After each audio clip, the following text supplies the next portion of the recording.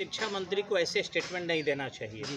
क्योंकि स्वयं शिक्षा मंत्री है जी। और शिक्षा मंत्री होकर अगर यह कहते हैं कि बिहार में योग्यता की कमी है, जी। उनको शर्म आनी चाहिए। जी। क्योंकि एक शिक्षा मंत्री होकर कहे कि बिहार में योग्यता की कमी है तो ये बदनामी अपने आप अपने राज्य की है, और वो भी शिक्षा मंत्री का। पढ़ने के लिए पैसा बहुत ज़रूरी नहीं है। न मुकेश अंबानी का बेटा पढ़ा, न धीरू भाई अंबानी का बेटा पढ़ा, न अमिताभ बच्चन के बेटा पढ़ा। कभी भी जो आईएएस निकालते हैं वो गरीब घर के बच्चे ही होते हैं, या अच्छे ऑफिसर बनते हैं, सरकारी सेवा में वही जाते हैं जो गरीब घर के हों या मजदूर घर के हों। तो मैं इतना कहूँगा उन लोगों को कि बड़ों को देखकर कपड़ा का, मोबाइल का नकल न करें, गाड़ी मोटरसाइकिल का नकल न करें। बच्चे ऑनलाइन के माध्यम से हमने देखा है कि कोठरी में बंद हो जाते हैं, लैपटॉप ले लेते हैं और पढ़ाई कम, गर्लफ्रेंड से ज़्यादा उलझ जाते हैं। चाहे वो पड़ोस की लड़की हो। हम लोगों के समय में पूरे गाँव की हम लोगों की बहन हुआ करती थी, और आज पड़ोस में ही ससुराल बन जा रहा है। आए दिन दुर्घटना हम लोग देख रहे हैं। गुरु जरूर रखिए जो थोड़ा सा अनुभवी हो, नियमित रूप से कक्षा कीजिए या नियमित रूप से पढ़िए, विश्वास नहीं खोइए, धैर्य रखिए। कहा जाता है कि जो सरता है वही तरता है, एक न एक दिन सफलता निश्चित मिलेगी। जी। नमस्कार, आप देख रहे हैं विंसम इंडिया, और इस वक्त मेरे साथ मौजूद हैं जाने माने शिक्षक गुरुजी। छपरा में स्टडी पॉइंट के नाम से संस्था इनकी चलती है, और बहुत सारे बच्चों को यूपीएससी क्वालिफाई कराए हैं, बीपीएससी क्वालिफाई कराए हैं। मतलब इनका पढ़ाया हुआ बच्चा बहुत जगह पे कार्यरत है। तो आज संजोग की बात है कि गुरुजी हैं, और इनसे भी हमने भी कुछ सीखने का प्रयास किया, हमने भी कुछ सीखा है। तो मेरे भी गुरुजी हैं, और इनसे मैं कुछ चर्चा करने का प्रयास करता हूँ जो शिक्षा से संबंधित चल रहा है समाज में। सर, सबसे पहले आपका स्वागत। जी, आपका भी स्वागत है, नमस्कार। और दर्शकों को भी मैं कहना चाहूँगा कि भाई आप सब इनके विचारों से अवगत हो, और मेरे भी विचार अगर कुछ ऐसा लगे तो कमेंट जरूर करें।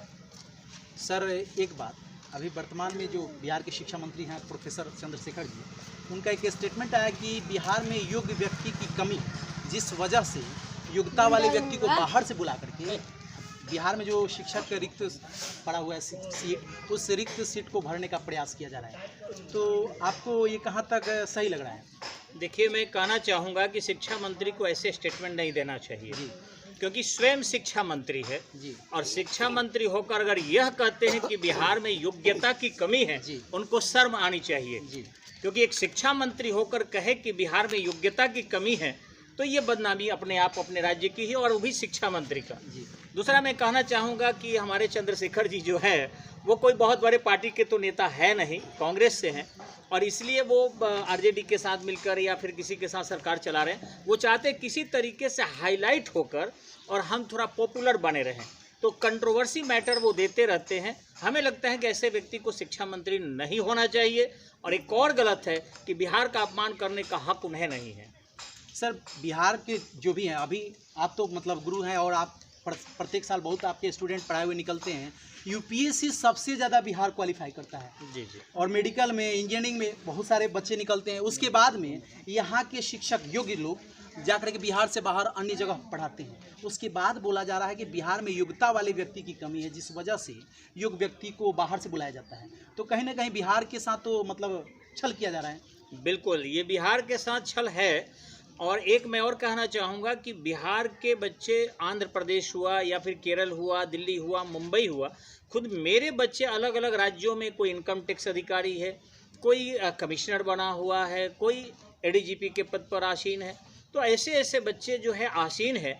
यह कहना कि बिहार में योग्यता की कमी है तो शायद उनको जानकारी का अभाव है। आज इंडिया के आधे कोचिंग चलाने से लेकर और 1/4 ऑफिसर्स तक बिहारी है जी। और अगर ऐसे हैं तो शिक्षक नहीं बन सकते हैं। हमें लगता है कि कहीं ना कहीं वो प्रधानमंत्री की कुर्सी उनके दिमाग में दिख रही होगी, और इसलिए अपने पार्टी को ज़्यादा हाईलाइट करने के लिए, दूसरे राज्यों में वोट प्राप्त करने के लिए ऐसा कर रहे हैं। ऐसा कुछ भी नहीं है। बिहार में परसेंटेज भले ही कम है शिक्षा का, लिटरेसी का, लेकिन कंपटीटर बहुत स्टैंडर्ड के लोग हैं जो आईएएस तक में निकालते ही नहीं, टॉप करते हैं। सर, एक बात, अगर मान लीजिए उनके स्टेटमेंट के अनुकूल बिहार में योग्यता वाले व्यक्ति की कमी है, उनके स्टेटमेंट के अनुकूल, तो 20 साल से उन्हीं का तो सरकार है, तो कहीं ना कहीं उनका खुद का स्टेटमेंट नीतीश कुमार जी को कटघरे में खड़ा कर रहा है। बिल्कुल, ये आपने बिल्कुल सही कहा कि 20 साल नहीं, वर्तमान गठबंधन का अगर देखा जाए तो 10 मार्च 1990 को उनकी सरकार बनी थी, और आज 2023 चल रहा है, जी। तो इतने दिनों में लगभग 33 वर्षों में तो उन्हीं लोगों की लगभग सरकार रही है। तो अपने ही सरकार को कटघरे में खड़े कर दिए हैं उन्होंने कि उन्होंने 30 साल 32 साल में शिक्षा को सुधारा क्यों नहीं है। यानी यह कहा जाएगा कि एक भौंदा मजाक है, बिहारियों का अपमान है, उनको वे मजदूर बनाना चाहते हैं, शिक्षक नहीं। तो कहीं ना कहीं बिहार को, मतलब बिहार में बेरोजगार फैला रहे हैं लोग।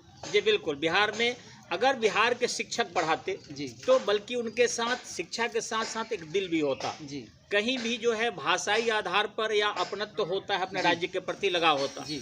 यहाँ के शिक्षक अगर होते तो निश्चित रूप से भावनात्मक लगाव होता। और सर एक चीज़ और कहना मैं चाहूँगा, आउट ऑफ बिहारी अगर आएंगे तो शुक्रवार को ही बैग एंड बैजेज लेंगे कि वो भाग जाए। जी। तरह तरह के बहाना करके छुट्टी लेकर दूसरे राज्यों में भागना चाहेंगे। क्या बिहार के शिक्षा के लिए वो काम करेंगे? वो तो वेतन के लिए यहाँ आएंगे, न कि यहाँ के शिक्षा के सुधार के लिए आएंगे। हमें कम आए या ज़्यादा आए, जब विलियम बेटिंग ने कहा था स्थानीय भाषा में शिक्षा देनी चाहिए, विदेशी भाषा में नहीं, तो निश्चित रूप से स्थानीय शिक्षक से पढ़ाना चाहिए, बाहरी शिक्षा से नहीं। तो नीतीश कुमार जी तो अपने आप को प्रधानमंत्री के लिए, प्रधानमंत्री बनने का ख्वाब रखे हैं और सपना सजा रहे हैं, जिस वजह से बिहार से बाहर के लोगों को, मतलब इसको न्योता बोलेंगे, न्योता देकर के बुला रहे हैं कि आप हमारे यहाँ आइए और शिक्षक बनिए। तो क्या आपको लगता है कि उनका सपना पूरा हो जाएगा? जी, मुख्यमंत्री है और वो भी किसी के कृपा से हैं। जी। प्रधानमंत्री तो सोचना एक पगलपन है उनके लिए। जी। अब मुख्यमंत्री भी वो नहीं रहेंगे, ये स्पष्ट है। जी। दूसरी रही कि बिहार का जाते जाते इतना अपमान करना उनकी एक बहुत बड़ी भूल है, ऐसा नहीं करना चाहिए। यही शिक्षक, यही जो बेरोजगार हमारे होंगे या यही नवयुवक, उनको कहीं के नहीं छोड़ेंगे और इस 2024-25 में देख लेंगे कि लोकसभा में भी वो पस्त होंगे और विधानसभा में तो खैर उनका सफाया ही हो जाएगा। सफाया भी होगा। जी जी बिल्कुल। सर एक और सवाल, अभी वर्तमान में बहुत ज़्यादा वायरल हुआ है ज्योति मौर्य वाला, एसडीएम जो ज्योति मौर्य है, उनका वीडियो बहुत ज़्यादा वायरल हुआ है और उनके पति आलोक मौर्य, इनके साथ में विवाद चल रहा है और ये बोल रहे हैं कि हमको तलाक दिया जाए, और उनका मनीष दुबे से कहीं ना कहीं रिलेशनशिप वाला वीडियो वायरल हो रहा है। तो इस पर आपको क्या लग रहा है, कैसा दिख रहा है? जी देखिए, मनुष्य का एक नेचर होता है, एक संस्कार होता है। जी। ऊंचा पद मिलने के बाद भी अगर उसके संस्कार में, उसके प्रकृति में परिवर्तन नहीं होगा तो निश्चित रूप से वो अपने उस संस्कार को प्रकट करेगा। जी। जो ये मौर्य परिवार की बात है, यहाँ मैं कहना चाहूँगा कि महिला ने गलती किया है। कोई भी पुरुष का एकमात्र दायित्व तो नहीं है कि वो अपने परिवार के प्रतिष्ठा के लिए कार्य करे, बल्कि महिला के लिए भी है। जी। जो भी था, जैसा भी था, वो अपना था। जी। हमारे वेदों में लिखा है कि जो धृतराष्ट्र थे अंधे थे और उनकी पत्नी जो थी गंधारी सुंदर थी, रूपवती थी। जी। लेकिन अपने पति के अंधे देखकर अपने आंख पर पट्टी बांध ली थी। जी। तो वैसे भारत की महिलाएं हुई है। हमें विश्व के वेस्टर्नाइजेशन को नहीं मानना है, मॉडर्नाइजेशन को एक्सेप्ट करना है। डेवलपमेंट अच्छी बात है, लेकिन ऐसी डेवलपमेंट नहीं कि भारतीय संस्कृति को तार तार कर दे। तो वहाँ गलत हुआ है। पति ने जो भी किया है सही किया है। अगर पति को छोड़ती भी तो गलत था, लेकिन पति छोड़कर एक दूसरे पति की तरफ जाना ये सरासर गलत बताता है। तो आप तो मतलब इस फील्ड से जुड़े हुए हैं, शिक्षा फील्ड से। बहुत सारी महिलाएं जो यूपीएससी तैयारी करने के लिए गई थी इंस्टीट्यूट में, उनका 136 लोगों का नामांकन जो हुआ था, उनका एडमिशन रद्द कर दिया। मतलब घर वाले पति उनके गए और नाम कटवा करके वापस मंगा लिए। तो कहीं ना कहीं ज्योति मौर्य के एक कांड की वजह से बहुत सारी महिलाएं जो सोचती थी कि हम भविष्य में कुछ उज्जवल करेंगे, उज्जवल करेंगे, उनके ऊपर भी रुकावट आ गई, उनको अब बंदिश लगे उनके ऊपर। जी जी, देखिए ये हो तो पहले से भी रहा था। जी। पुरुष वर्ग को मैंने देखा है कि पुरुष वर्ग अगर बाहर कमाने जाता है तो वो मैक्सिमम कोशिश करता है कि हम लाके अपने घर दें। जी। लेकिन कुछ महिलाओं के द्वारा बाहर न घूमने के कारण, अच्छे सामाजिक जानकारी न होने के कारण देखा गया है कि महिलाएं जब एकाएक प्रतिबंध से बाहर निकलती है, घर से बाहर जाती है, तो वैसी स्थिति में वह बड़े पैमाने पर उच्छृंखलता प्रकट करना शुरू कर देती है। यह उनके कम अनुभव का परिणाम है। पुरुष अगर लाखों कमाता है तो घर सब लाके देता है, लेकिन उसमें से भी महिला घर में देखे होंगे जनरली महिलाओं के अनुभव का अभाव है। बस इतना ही कहेंगे, दोष नहीं है। लिंग के आधार पर किसी को दोष नहीं दिया जा सकता है, लेकिन इतना कहेंगे कि अनुभव का अभाव है। बाजार में नहीं रहती, समाज में नहीं जाती, संस्कार के बातों को कम जानती है, घरों में बंद रहती है, जिस कारण अवसर जैसे ही उन्हें मिलता है यह गलत कदम उठाए जाते हैं। तो ये कुछ बच्चियों के साथ जो ऐसा हुआ है, ऐसा होना तो नहीं चाहिए। लेकिन एक ये मौर्य की बात केवल नहीं है, बल्कि आए दिन देखने को मिल रहा है कि जो शिक्षिकाएं हैं नौकरी हो रहा है, या किसी के घर की जो पत्नियां हैं पुलिस बन रही है, दरोगा बन रही है, अपने पति को भले छोड़े या ना छोड़े लेकिन छोड़ने से कम अपमान भी नहीं कर रही है। ऐसा नहीं होना चाहिए। उनके पति रोटी बेल रहे हैं, पैर दबा रहे हैं, आदेश चला रही है। आदेश चलाना एक अच्छी बात है, लेकिन अपने से ज़्यादा उम्र के व्यक्ति को, सीनियर व्यक्ति पर अपने थोड़ी सी आय के आधार पर ऐसा करना अनुचित है।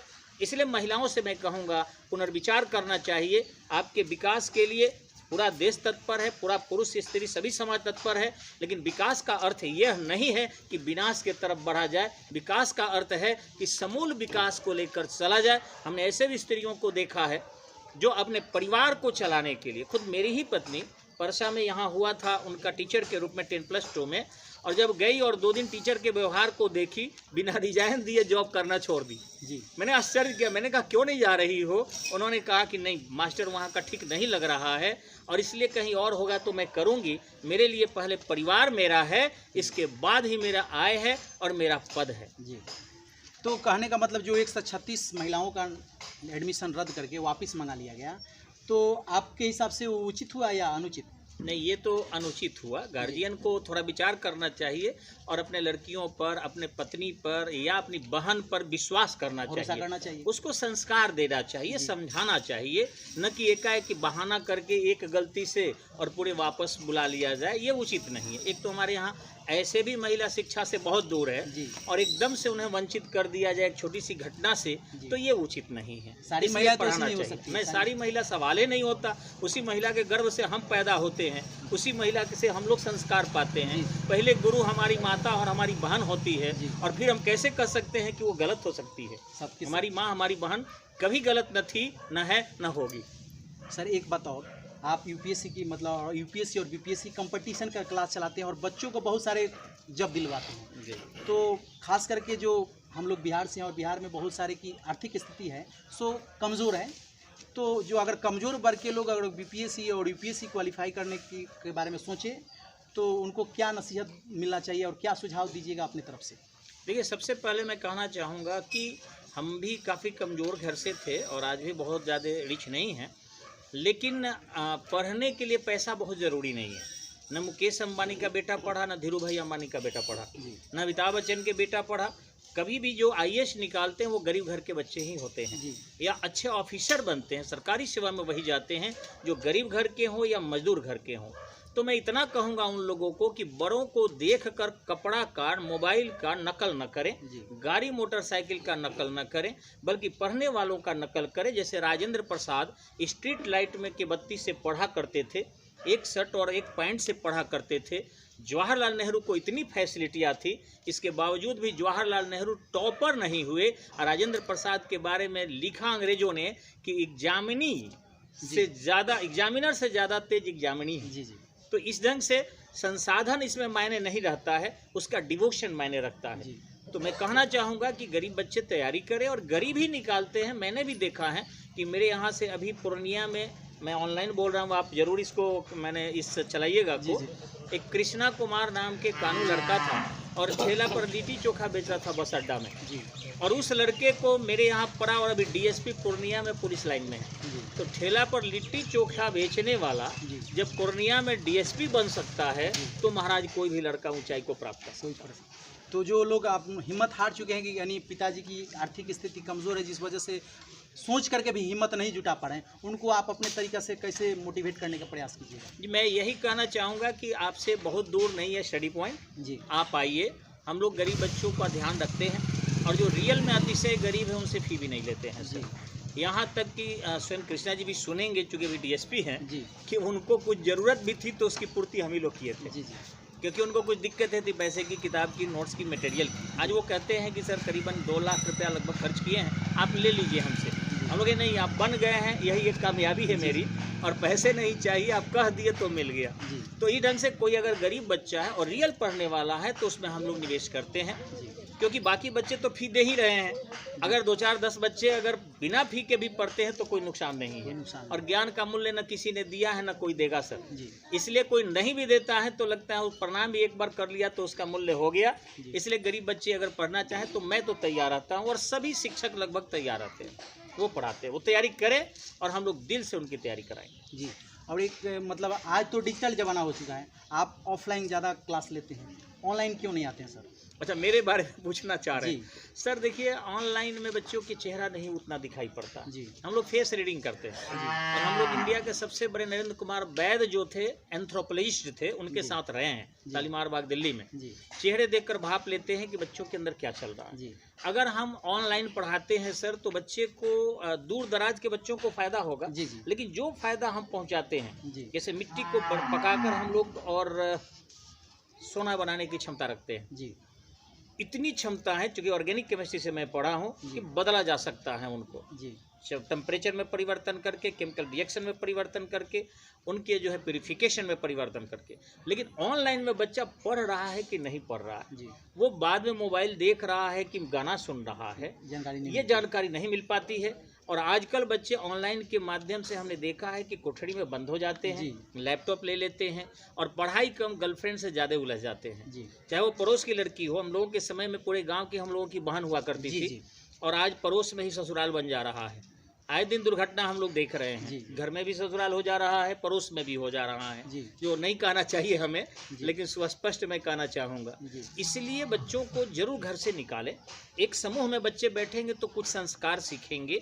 दूसरा कि आपस में व्यक्तिगत कंपटीशन होगा, टीचर विशेष अलग अलग तरीके के मिलेंगे, टेस्ट सीरीज से ऑफलाइन में आपको टेस्ट लेंगे, और इस ढंग से जब मूल्यांकन होगा कंपैरेटिव उनका, तो ओवरऑल डेवलपमेंट होगा। जी। चूँकि बच्चा जब भी जाता है कहीं जॉब करने जाएगा तो ऑनलाइन जॉब तो नहीं करेगा। बिल्कुल नहीं। पुलिस की ड्यूटी तो ऑनलाइन केवल नहीं होती है, नहीं। बैंक की ड्यूटी तो ऑनलाइन केवल नहीं होती है। तो जब ऑफलाइन ड्यूटी आज भी है, तो फिर ऑनलाइन पढ़ाई केवल क्यों? ऑनलाइन कीजिए, उसी मैटर पर कीजिए जिस मैटर पर आपको दिक्कत आ रही है। जी।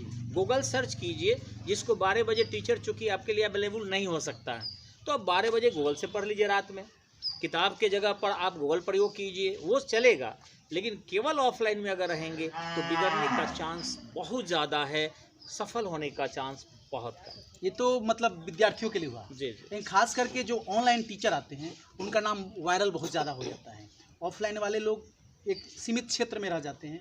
तो खास करके मैं ये आपसे पूछना चाहता हूँ कि आप अपने नाम को मतलब पूरे जगह वायरल क्यों नहीं करना चाहते हैं? सर, मेरे गुरुजी वाईडी मिश्रा थे, इंडिया के आधे डिस्ट्रिक्ट मजिस्ट्रेट आज भी उन्हीं के चेले हैं। जी। मैं बिल्कुल आपके मीडिया के सामने कह रहा हूँ कि 772 डिस्ट्रिक्ट है, उसमें से आधे डिस्ट्रिक्ट मजिस्ट्रेट वाईडी मिश्रा के चेला है। अभी बाजी राम एंड रवि है, उसके सबसे ज़्यादा IAS इंडिया में बनते हैं, लेकिन उसके एक भी टीचर ऑनलाइन नहीं आते हैं। तो जो भी अगर पॉपुलर केवल होना उद्देश्य हो, तो आपने सही कहा कि सोशल मीडिया बढ़िया है जी। लेकिन शिक्षा केवल पॉपुलरिटी के लिए नहीं होता है, क्यूरेसी के लिए होता है, डेवलपमेंट के लिए होता है, डिवोशन के लिए होता है, सक्सेस के लिए होता है, एजुकेशन एक्चुअल एजुकेशन देने के लिए होता है। पॉपुलरिटी के लिए तो आज गांधी जी के बारे में 2 शब्द गंदा बोल दिया जाए तो पॉपुलरिटी मिल जाएगी। जी। आज नेहरू जी के बारे में कुछ गंदे बोल दिया जाए तो 2 मिनट में उनके विरोधी लोग हमारे साथ हो जाएंगे। जी। इस प्रकार के कुख्यात में विख्यात होना नहीं चाहते, अच्छे कर्म से विख्यात होना चाहते हैं। सनह सनह ही सही, लेकिन अच्छाई की पहचान होगी सर। और निश्चित ही रूप से बाजीराव एंड रवि आज भी इंडिया के लोग जानते हैं कि सबसे बड़ी संस्था है, सबसे ज़्यादा IAS देता है वो। बाकी जो चमकने वाले सोशल मीडिया से है, वो चमक रहे हैं, उनको चमकने दिया जाए। वो चमकने के लिए ही सोशल मीडिया पर है, एजुकेशन देने के लिए नहीं है। अंत में सर अपना नंबर, कांटेक्ट नंबर जो है सो मेरे न्यूज़ के माध्यम से थोड़ा शेयर कर दीजिए, ताकि आपसे कोई संपर्क करना चाहे तो संपर्क कर ले। और अंत में जो विद्यार्थी को जो UPSC और BPSC का सपना सजाए हैं, उनके लिए कुछ अपने तरफ से खास मैसेज दे दीजिए। जी। BPSC और UPSC करने वाले छात्रों से मैं कहूँगा, कभी भी आप NCERT के किताब को पढ़ें। NBT का किताब होता है आपको नेशनल बुक ट्रस्ट का, उसका पढ़ें, या फिर बिहार टेक्स्ट बुक आता है उस किताब को पढ़ें। दूसरी चीज़ मैं कहना चाहूँगा कि पढ़ाई मतलब पढ़ाई होता है, उसको दिखाना नहीं है, प्रदर्शन नहीं करना है। एक जरूर गाइडलाइन कोई होना चाहिए, चाहे आपका सीनियर मोस्ट पापा हो, वही जानकार हो, ले लीजिए, बहन हो उससे ले लीजिए, नहीं कोई हो तो गांव का कोई पढ़ने वाला हो उससे ले लीजिए। अगर वो भी नहीं है तो किसी कोचिंग से जुड़ जाइए। ऑफलाइन जुड़ना ही पड़ेगा जो आपके पर्सनल प्रॉब्लम को दूर करेगा। तो ऐसा जरूर छात्र करें। ऑनलाइन भी पढ़ते रहें, लेकिन ऑनलाइन में उसी मटेरियल को परोसा जाता है जिस मटेरियल को इजीली टीचर परोस सकता है। जिस मटेरियल में टीचर फंस सकता है उसको ऑफलाइन में ऑनलाइन में नहीं दे पाता है। हम लोग भी दुनिया के हर चीज़ नहीं जानते हैं सर, जी जी लेकिन हर चीज़ पढ़ाते इसलिए हैं क्योंकि बच्चे को वो कंपटीशन में आएगा, जी जो हम नहीं भी जानते हैं वो भी आएगा। तो उस स्थिति में हम लोग बुक देख कर पढ़ाते हैं ताकि मेरी प्रतिष्ठा जाए तो जाए, बच्चा असफल नहीं हो, जी उसको सफलता मिलनी चाहिए। चाहिए। जैसे आज भी डॉक्टर देखे होंगे आप कि रोग की पहचान जब नहीं कर पाता है तो कहीं न कहीं रोगी को जांच करने के लिए भेजता है। वहाँ डॉक्टर की प्रतिष्ठा नहीं जाती है, उसका उद्देश्य है रोगी को ठीक करना। इसलिए मेरी प्रतिष्ठा जाए तो जाए, लेकिन बुक देखकर भी बच्चे को हम लोग पढ़ाते हैं। तो बच्चों से यही कहेंगे कि एक गुरु जरूर रखिए जो थोड़ा सा अनुभवी हो, नियमित रूप से कक्षा कीजिए या नियमित रूप से पढ़िए, विश्वास नहीं खोइए, धैर्य रखिए। कहा जाता है कि जो सरता है वही तरता है, एक न एक दिन सफलता निश्चित मिलेगी। जी सर, एक अपना कांटेक्ट नंबर थोड़ा सा आपने ये भी पूछा था, मैं बताने के क्रम में भूल गया। जी। मेरा कांटेक्ट नंबर जो मेरे साथ रहता है वो है 98521 68521 98 521 68 521। ये हमारे यहाँ 15-20 साल से नंबर है और ये लगातार रहता है मेरे साथ। तो इस नंबर पर कांटेक्ट करेंगे, जिनको जो राय चाहिए निश्चित दिया जाएगा। देखिए, जैसा कि आप सुन रहे हैं, और ये यूपीएससी और बीपीएससी की तैयारी कराने वाले शिक्षक हैं गुरुजी एमके सर जी। एमके सर जी के नाम से मतलब मशहूर है, इनका पूरा नाम पड़ता है मनोज कुमार सिंह जी। जी जी। तो पूरा नाम मनोज कुमार सिंह जी है, लेकिन शॉर्टकट में एमके सर के नाम से मशहूर हैं। और इनसे मैं ज्ञान की बातें, और ख़ास करके जो विद्यार्थी अपना सपना सजाए हैं उज्ज्वल भविष्य के लिए, तो उनके लिए कुछ मैसेज इनके माध्यम से आप तक पहुंचाने का प्रयास किए। कमेंट में अपनी प्रतिक्रिया ज़रूर दीजिएगा कि हमारा प्रयास कैसा रहा। जय हिंद, जय भारत।